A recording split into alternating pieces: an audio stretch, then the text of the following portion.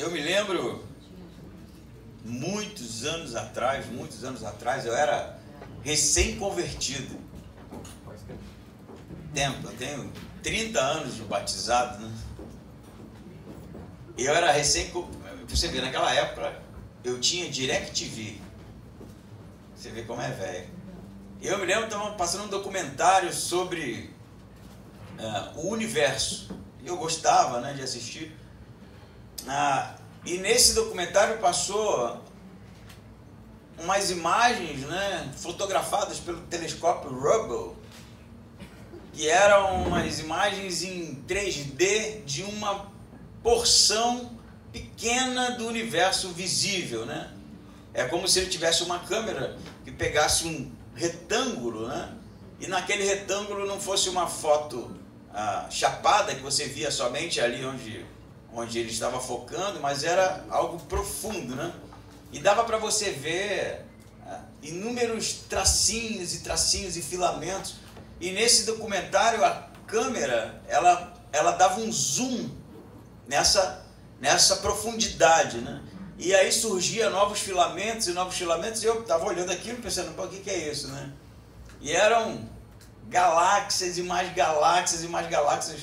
E eu fiquei tonto, me lembro disso, esse sentimento eu tenho inclusive registrado. Eu fiquei tonto e sentei no sofá pensando, meu amigo, eu nunca tinha parado para fazer esse tipo de reflexão, mas quem sou eu nessa história, né? Nós somos, como dizem alguns astrofísicos, resíduo de poeira espacial comparado com a grandiosidade de um universo que sequer entendemos direito. Por que eu estou falando isso? Calma. Mas muitos se perguntam como o universo pode ser organizado. O que mantém o universo organizado? Por que o universo não desaba? Por que ele não entra em colapso?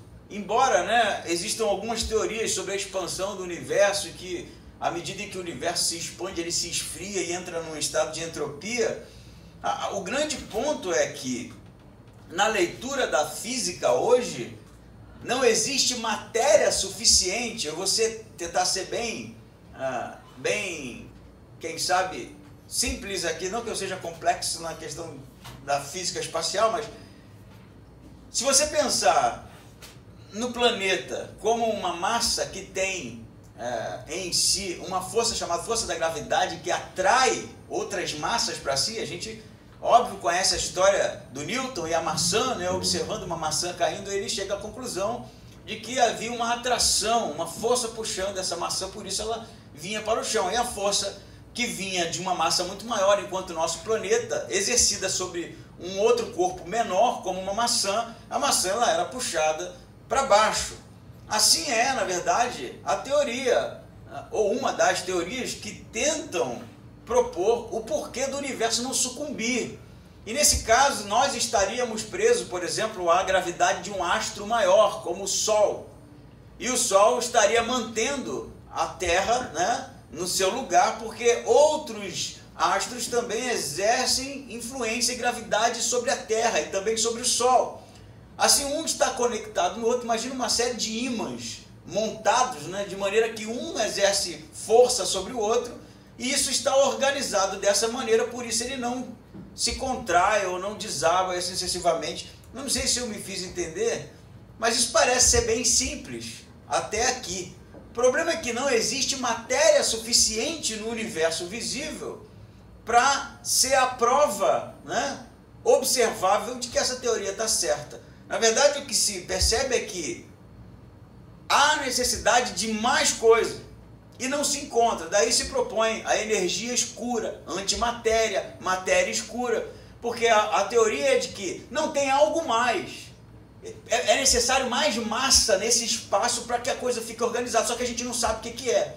Eu não vou aqui jogar com o gap e dizer não sabe porque é Deus, ou esse tipo de coisa, mas tentar responder essa indagação científica do ponto de vista teológico, segundo o autor de Hebreus. Pô, ficou bonito isso, hein? Essa introdução ficou bonita. Espero que o sermão seja tão bom quanto a introdução, que eu gostei. Então venha comigo, né, nessa viagem teológico-espacial, nesse livro, ouso dizer, especialíssimo, maravilhoso que é o livro de Hebreus, capítulo 1, que diz assim: no passado, por meio dos profetas, Deus falou aos pais muitas vezes e de muitas maneiras. Nestes últimos dias, porém, ele nos falou pelo Filho, a quem designou herdeiro de todas as coisas e por meio de quem também fez o universo. Ele é o resplendor da sua glória e a representação exata do seu ser, sustentando todas as coisas pela palavra do seu poder, e tendo feito a purificação dos pecados, assentou-se à direita da majestade nas alturas, tornando-se superior aos anjos, a ponto de herdar um nome mais excelente que esses. Até aqui, o livro de Hebreus é um livro que se tem dificuldade para identificar o autor de Hebreus. Não que ele seja um livro apócrifo ou algo do tipo, mas porque falta no livro a apresentação do autor. Você percebe que, por exemplo, nas cartas paulinas, o livro já é introduzido com uma apresentação formal do apóstolo. Eu, Paulo, apóstolo de Cristo, escrevo a vocês. O livro de Hebreus não tem. Por isso que, apesar da tradição, né, desde os primeiros anos do cristianismo, e o fato da tradição dizer que esse livro sempre foi conhecido pela igreja, alguns vão propor, por exemplo, que se perdeu a introdução, outros vão dizer que não, porque esse pequeno trecho que nós lemos, ele é tão denso, tão formal e tão elevado intelectualmente, porque é mesmo, que na verdade a conclusão que se chega pela maioria dos teólogos é que a introdução é esta aqui mesmo. E o autor não está necessariamente interessado em dizer quem ele é, mas em dizer quem Cristo é. Alguns vão propor, por exemplo, o próprio apóstolo Paulo. Eu não vou opinar porque eu não tenho condições de fazer essa análise. Outros vão propor Lucas, porque havia no mundo antigo justamente tradição, né, de se produzir um livro em 3 volumes. Então, nessa segunda teoria, Lucas teria escrito o Evangelho, Atos e um terceiro movimento que seria o livro de Hebreus. Outros vão sugerir Apolo. Eu até conversava com o Chico ontem, eu nunca li nada de Apolo, então não tenho a menor ideia de que tenha sido Apolo ou não. O fato é que o livro realmente é um livro escrito para judeus cristãos, provavelmente, se não para cristãos de longa data, porque realmente há um apelo no livro de Hebreus para que não se olhasse as coisas secundárias na história da revelação de Deus, como anjos, como lei e como outros elementos da história do judaísmo, mas se olhasse para Jesus. O autor tem uma preocupação também para, por exemplo, admoestar, exortar a igreja, embora tenha um conteúdo teológico elevado, a preocupação maior do autor é de exortação da igreja, como, por exemplo, não deixar de congregar, como, por exemplo, não abandonar os rudimentos elementares da doutrina de Cristo, e assim sucessivamente. Havendo dito isso, a título de introdução, né, da nossa carta, o livro começa, né, como falei, de uma maneira avassaladora em se tratando da pessoa de quem Jesus é. Ele começa dizendo o seguinte: no passado, por meio dos profetas, Deus falou aos pais muitas vezes e de muitas maneiras. Neste último dia, ou nestes últimos dias, porém, ele nos falou através do Filho. Se você ler isso rápido, você vai chegar à conclusão que o que ele está dizendo é: Deus falou no passado, né? Outras gerações, de inúmeras maneiras, de maneiras especiais, e agora ele também está falando através do Filho. Mas o que o autor está dizendo não é isso.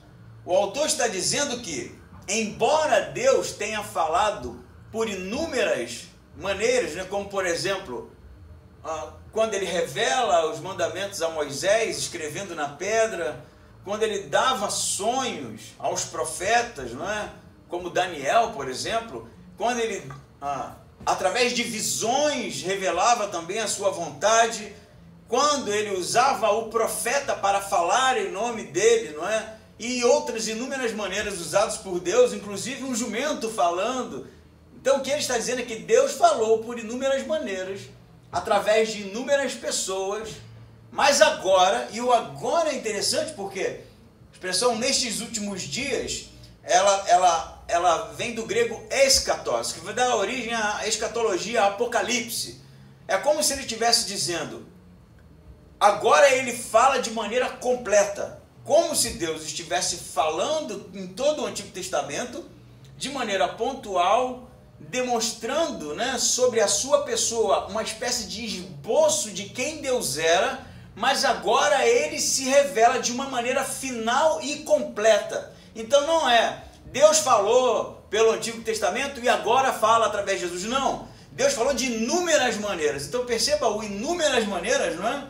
Ele fala muitas vezes e de muitas maneiras, em contraste com nos últimos dias, de maneira completa, ele nos falou através do Filho.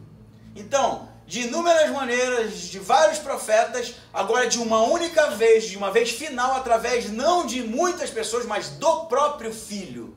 Então, o que o autor está querendo dizer é que, embora isso soe estranho para você, e para mim também, se a gente for levar isso de maneira superficial, é que a revelação de quem Deus é, através de Jesus, ela é muito superior a qualquer outra revelação de quem Deus é, mesmo sendo no Antigo Testamento. Porque o argumento dele é que, se no Antigo Testamento outros falaram sobre Deus, agora Deus se revela. Entende isso? Então, no primeiro momento aqui, porque tem muita coisa para ser tratada aqui, Jesus, ele é o máximo que se pode entender, que se pode conhecer, que se pode realmente ter acesso quanto à persona de quem Deus é. Jesus é o máximo que se pode conhecer de revelação sobre quem Deus é. Não há outra fonte, não há outro tipo de canal, não há outro tipo de pontífice que vá fazer ou vai lhe entregar o conhecimento da pessoa de Deus, além de Jesus. Mesmo o Antigo Testamento. Por mais que você leia o Antigo Testamento, as palavras que gritam são essas aqui, ó. Errais, porque não conheceis as Escrituras. E as Escrituras é o Antigo Testamento. Porque elas testificam de mim, vai dizer Jesus. Jesus é a revelação máxima de quem Deus é. Paulo fala isso em outros momentos. Então, se você quer conhecer a Deus sem conhecer Jesus, é impossível, porque Ele é Deus. O problema, quem sabe, é que hoje a revelação máxima de quem Deus é não está sendo suficiente para as pessoas. E aí, quem sabe, seja o motivo das pessoas começarem a buscar revelação em outros lugares. Uma espécie de melhoria naquilo que se tem enquanto conhecimento da vontade de Deus e da pessoa de Deus. E as pessoas começam a buscar o algo mais, o plus a mais, porque Jesus não é o suficiente. E aí você vai terminar em grupos, né, que dizem que eles são aqueles que possuem, né, o canal, e você acaba preso ali, escravizado, porque justamente sem aquele guru, Deus não pode ser conhecido, a vontade de Deus não pode ser conhecida, ou aquela denominação, não é? Onde é só lá que Deus se revela, onde é só lá que Deus fala, onde é só lá que se pode conhecer de Deus, ou aquele coaching, que é justamente o cara que tem as palavras certas, e de certa forma o que o autor está dizendo aqui, não é que ele era o canal para você conhecer Deus, não é que aquela igreja era o canal, não é que essa igreja aqui seja o canal, não é que eu seja o canal e qualquer outro pastor que seja para conhecer Deus, é Cristo. Jesus é a revelação máxima de quem Deus é. Às vezes, quem sabe, até nos nossos momentos de estudo, né? A gente, por exemplo, começou o Discipuladores falando dos argumentos filosóficos para a existência de Deus. E quando você é exposto a esse tipo de raciocínio, Deus se torna algo tão assim inalcançável por causa da complexidade, né? Você fala, é difícil mesmo compreender. E a gente acaba entrando num universo que é justamente, embora eu saiba o sentido de se estudar esse tipo de coisa, o objetivo, a gente acaba esquecendo que Deus se revelou em Jesus de maneira plena, não menor, não reducionista, não simples, não, como alguns falam, de uma leitura, de uma maneira mais fácil para que a gente tivesse, quem sabe, acesso a uma coisinha mais compreensível. Jesus é a revelação máxima de Deus mesmo. Jesus não é menor, Jesus não é uma fração, Jesus não é um pixel do retrato maior, ele é realmente a revelação de quem Deus é. Por isso que, quando Jesus está falando da sua morte, né, e está se despedindo dos discípulos, e então um dos apóstolos vira para Jesus e fala, mostra-nos então o Pai, já preguei isso aqui, né? Jesus vai dizer, estou com vocês há tanto tempo, como você me pergunta, mostra-nos o Pai? Eu sou o Pai, eu e o Pai somos um, Jesus vai dizer. Portanto, primeiro momento aqui que eu queria deixar bem claro sobre o que o autor está dizendo aqui, é que eu, você, essa igreja, qualquer um que queira conhecer Deus, precisa conhecer a Cristo. Não há outro caminho, não há outra alternativa a não ser conhecer a Jesus. Ele é o máximo, estou dizendo isso toda hora que fique gravado, o máximo revelado ao homem está realmente na sua pessoa. Amém? Amém. Então, nestes últimos dias, no escatós, de maneira integral, de maneira final, Deus se revela através do Filho. Não é mais um arquétipo, não é mais uma proto-revelação, não é mais um esboço de quem Deus é, Deus se revelando. Ele diz mais, ele diz aí no versículo 2. Nestes últimos dias, porém, ele falou pelo Filho, a quem designou herdeiro de todas as coisas, e por meio de quem também fez o universo. Rapaz, a declaração aqui ela é densa, porque ele está dizendo para a gente, no primeiro momento, Jesus é a revelação máxima. No segundo momento, ele é herdeiro de tudo. E o herdeiro aqui não é como, né, nos nossos dias, alguém que por causa de um testamento foi beneficiado por uma herança ou algo do tipo. Ele é herdeiro porque ele tem direito sobre todas as coisas. Esse é o sentido original. Deus fez de Jesus alguém que tem direito sobre tudo. Tudo pertence a ele. Todas as coisas criadas, todas as coisas visíveis e invisíveis pertencem a ele. E ele vai dizer mais. Ele diz, e por meio de quem também fez o universo. Para aqueles que discutem, né, sobre se Jesus é uma criatura, se Jesus é um Deus menor, se Jesus ele é criado ou não criado, o que o escritor de Hebreus está dizendo é que através de Jesus todas as coisas vieram à existência. Sem ele, nada do que existe seria. Você sabia disso? Eu espero que sim, né? Jesus, ele é a força geradora da existência de todo ser, de toda matéria, seja escura, seja clara, de qualquer universo, visível ou invisível. Todas as coisas foram criadas por meio dele. E aí você para pensar que, aqui na minha versão está, fez o universo, né? Em algumas versões pode estar, fez os mundos, porque a palavra no grego é aionas, e eu já falei sobre o aionium.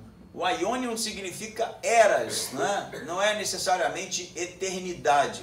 Tanto que aqui o aionius está traduzido como universo. Em alguns momentos o aionius é traduzido como eternidade. Mas na verdade a palavra no grego é eras, porque eras aqui tem o significado de eternidade também, mas também tem o significado de temporalidade, porque aionios, enquanto era, é uma porção grande de uma era, não é? É uma era grande, extensa. Então, em alguns momentos, por exemplo, você vai ver o apóstolo Paulo falando que a antiga era foi concluída e a nova era se inicia. Então, o que o autor está dizendo é muito mais do que Jesus criou o universo. Jesus criou o aionios, as eras, que inclui também a temporalidade. Então, Jesus ele é a revelação máxima de quem Deus é, da pessoa de Deus. Não se pode conhecer a Deus se não for através de Jesus. E não é assim, é através de Jesus no sentido de que você vá fazer uma oração, Jesus, me ajude a conhecer a Deus. Não, é conhecendo a Jesus que se conhece Deus. Uma coisa não está desconectada da outra. Embora Jesus seja o pontífice entre nós e Deus, você só conhece a Deus porque você conhece a Cristo. E no segundo momento ele está dizendo, ele não só é a revelação máxima de quem Deus é, como ele também é herdeiro de tudo, todas as coisas pertencem a ele e foram criados por meio dele. Mas o que foi criado? O cachorrinho, o coelhinho, mais que isso.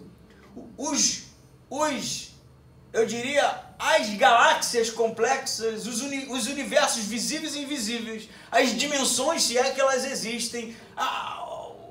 Que mais eu posso sacar aqui da minha caixa craniana, embora grande e vazia de conteúdo?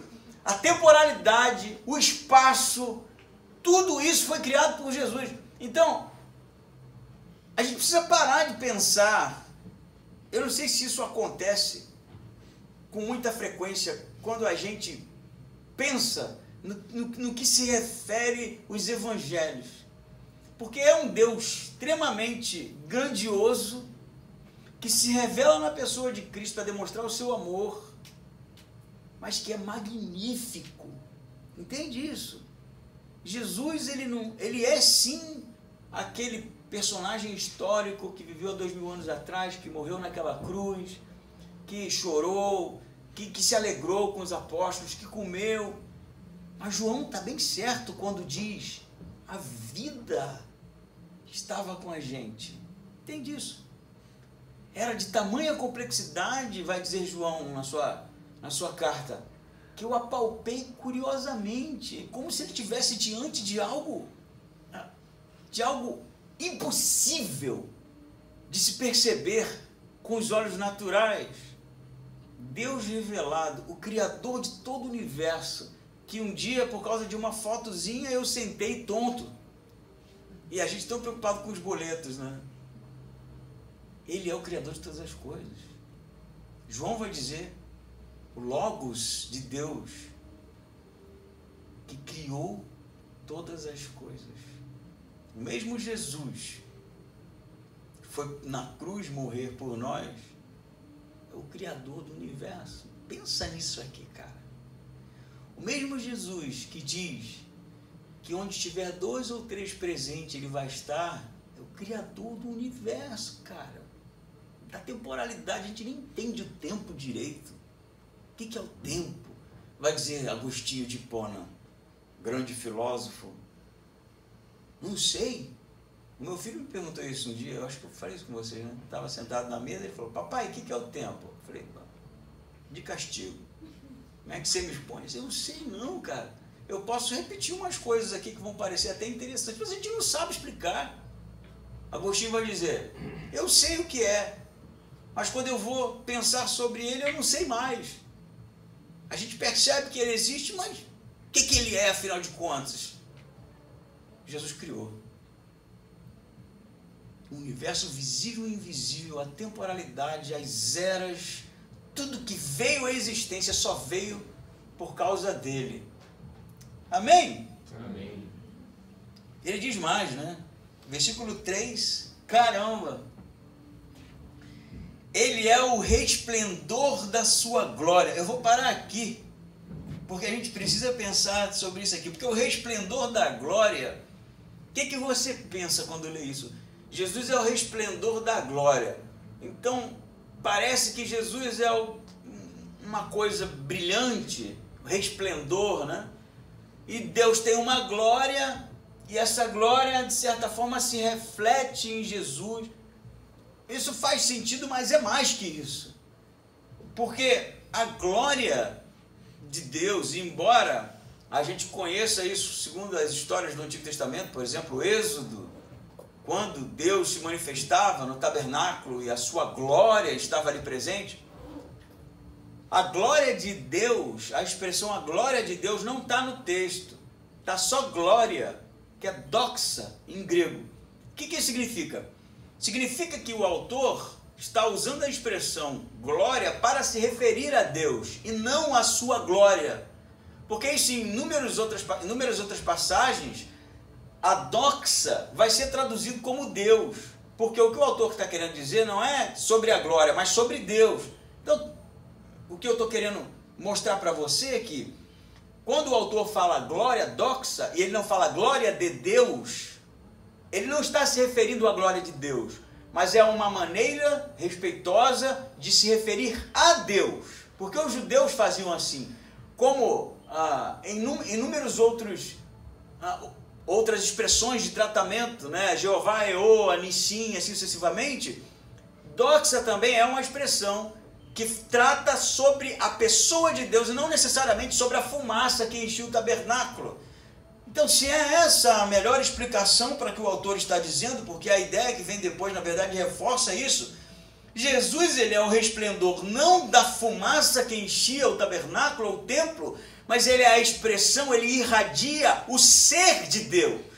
A doxa, ou o próprio Deus, é irradiado pela pessoa de Jesus. É como se Jesus fosse um lampião a óleo que não se apagava, né? E que o que emanava dessa lâmpada não era simplesmente uma luz para clarear algum lugar escuro, mas o que emana desta lâmpada é justamente quem Deus é. Porque olha o que ele vai dizer depois. Ele é o resplendor da doxa e a representação exata do seu ser. Entende que uma ideia está complementando a outra? Não é uma ideia nova aqui, é a mesma coisa. Jesus emana Deus, não emana no sentido de caráter e de comportamento moral, ético, não é isso. Ele realmente é a manifestação de quem Deus é, inclusive exata, não é isso que ele diz? Jesus é a manifestação exata de quem Deus é, exata, filhão. Isso fica bem firme, bem sólido na nossa compreensão de quem Jesus é. Ele não é uma revelação menor, como alguns vão dizer. Pai, Filho e Espírito Santo é uma maneira que Deus escolheu para revelar um pouquinho de si. Não, ele é a emanação da pessoa de Deus e ele é inclusive a exatidão do ser de Deus. O Deus, né, que a gente fica aí buscando literatura para compreender, se revelou, como disse, de maneira exata através de Jesus. Então Jesus não é um fragmento, como falei, uma porção da revelação, não é uma fatia da pessoa de Deus, ele é a exatidão de quem Deus é. Quando Jesus fala, Deus fala. Quando Jesus sofre, Deus sofre. Quando Jesus se alegra, Deus se alegra. Quando Jesus cria, Deus cria. Embora eu não vá entrar no mérito da questão, não são a mesma pessoa. São pessoas distintas, mas que realmente são, tanto um quanto o outro, únicos, singulares no que tange a revelação de quem Deus, enquanto Criador de todas as coisas, é. Então, voltando aqui, se um dia a gente entrou numa discussão, e isso é muito comum, né? Isso é inclusive a pergunta de seminário. Como é Deus? A pergunta. Como é Deus? Deus tem um corpo? Eu tive que responder essas perguntas. Aí você responde assim, não, Deus é espírito. Ah, tá certo, né? Aprovado. Mas se Jesus é a manifestação exata de quem Deus é integral, sabe? Entende isso? Deus não é disforme. Deus não é uma fumaça. Deus não é uma energia. Ele é uma pessoa que se revelou a nós, no Filho. mas o Filho é a revelação exata de quem Deus é. Isso é lindo, não é? E a revelação exata de quem Deus é, sentiu fome. Isso precisa entrar na nossa cabeça. Tem um nível de abstração grandão aqui, ficar pensando nisso. Sentiu sede, sofreu, foi crucificado, comeu, amou. Porque Deus realmente desejava e deseja ser conhecido pelo homem. Deus não quer ficar no mundo dos mistérios, inacessível, como os agnósticos gostam, os gnósticos gostam de tratar. Deus quer ser conhecido por nós. E aí eu te pergunto, como é que você conhece a Cristo? Como é que você conhece a Deus? Responde aí, velho. Aqui, ó. Isso aqui. Isso aqui revela quem Deus é. Porque essa aqui é a carta de amor de Deus escrita para nós. Então, se você gosta de olhar as cartas de amor escrita pelo seu marido hoje, pela sua esposa hoje, da época que vocês namoravam, né? E-mail para alguns, né? Prefira muito mais, não que o seu cônjuge não seja importante, essa aqui, ó, porque essa aqui fala do amor de Deus manifestado entre os homens por nós. Criador de todas as coisas, o escritor está certo. Um nível de complexidade assim abissal para a nossa cabecinha tão limitada, mas que quis ser e quer ser e deseja ser conhecido por nós. Amém? Amém.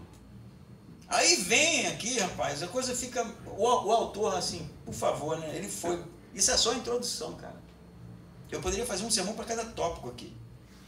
Diz que ele é a representação exata do ser, do hupotássios de Deus, a substância de Deus. E ele sustenta todas as coisas pela palavra do seu poder. Isso aqui é top, top, top, top. Porque ele não só criou, como sustenta. Então, se eu perguntei no início por que é que o universo não sucumbe, e a física tenta explicar, teologicamente eu respondo, não sucumbe porque Jesus é o sustentador. E sabe como ele sustenta? Não é igual Atlas, que é o filho de Zeus, né? Na mitologia grega, que fica segurando um globo. Aqui você viu a estátua, né? Segurando um globo enorme do planeta, né? Estático. A ideia aqui é justamente que Jesus sustenta conduzindo para um objetivo. Tem um movimento aqui. A palavra para essa sustentação é ferem, que é sustentar, conduzindo para um lugar. Então, o mundo, enquanto universo visível e invisível, ele não sucumbe, ele está funcionando, ele está ativo, ele está em movimento, porque Jesus o sustenta com a palavra.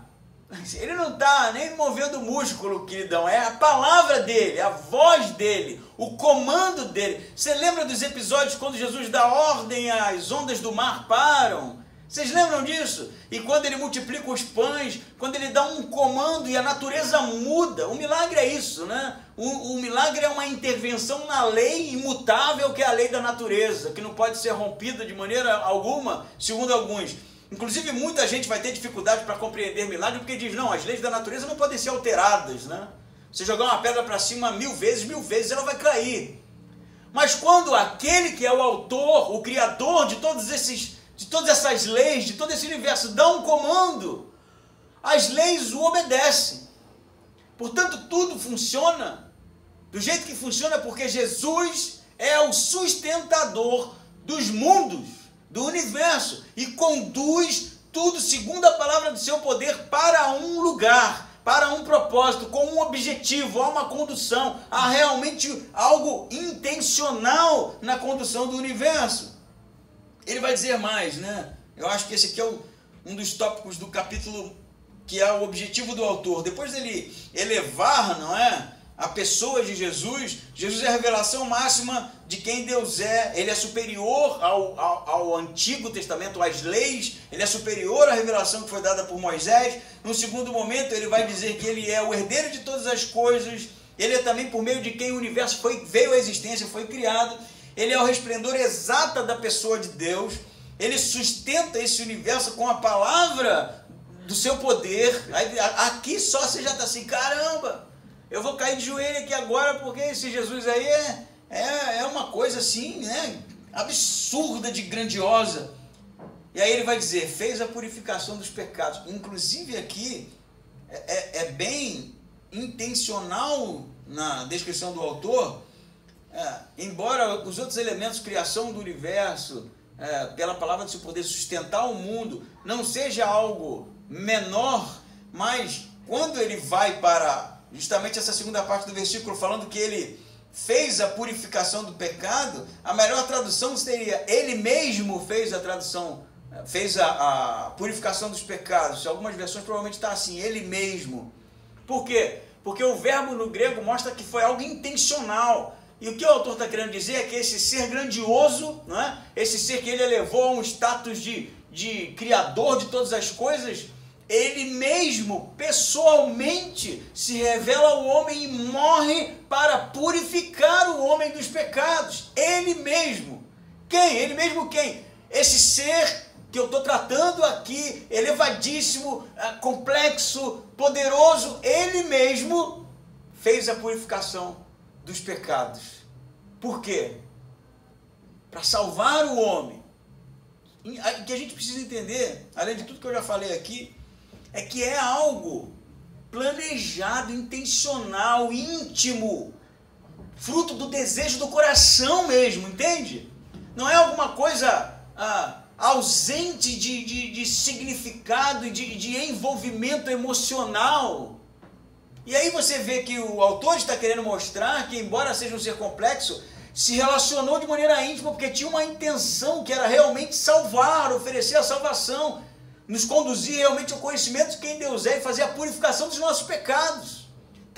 Portanto, todos vocês que estão aqui hoje, e todo crente que esteja se reunindo, seja lá onde for, ele é salvo porque houve uma intenção da parte de Deus, íntima, intensa, de realmente fazer algo por nós. E esse algo era morrer na cruz para a nossa salvação. Então, o autor está indo do macro, criador de todas as coisas, todas essas expressões criadas, para afunilar aqui, e fez purificação dos pecados, padecendo naquela cruz, morrendo. E ele diz mais, o que ele vai dizer? E se assentou à direita da majestade nas alturas. E a ideia aqui tem justamente um estado de elevação de Jesus, sentado à direita de Deus, mas de conclusão do plano. Aquele que sustenta com propósito, e o propósito estava justamente na purificação dos pecados, na morte e ressurreição da cruz, e ele completou essa obra. Por isso ele está sentado à destra do Pai. E aí o 4, ele vai justamente começar a indagar um dos temas do capítulo 1, que é herdar um nome acima de todos os nomes. Ele vai dizer, tornando-se superior aos anjos, a ponto de herdar um nome mais excelente do que eles. É possível que houvesse nessa igreja ou nesse grupo para quem a carta foi escrita, algo muito comum na história do judaísmo do segundo templo, que era não a adoração aos anjos, mas dar uma importância muito grande aos anjos. Por quê? Porque para os judeus foi através dos anjos que Deus, por exemplo, entregou a lei a Moisés. Foi através dos anjos que Deus manteve o contato com os homens. Os anjos, eles eram em inúmeras passagens tratados até como filhos de Deus. E os judeus realmente levavam isso a sério. Os anjos eram um elemento importante na maneira com que eles se envolviam, né, e lidavam com a sua religião.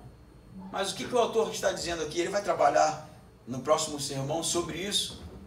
Jesus elevado se assenta à destra do Pai e ele herda um nome maior que o dos anjos.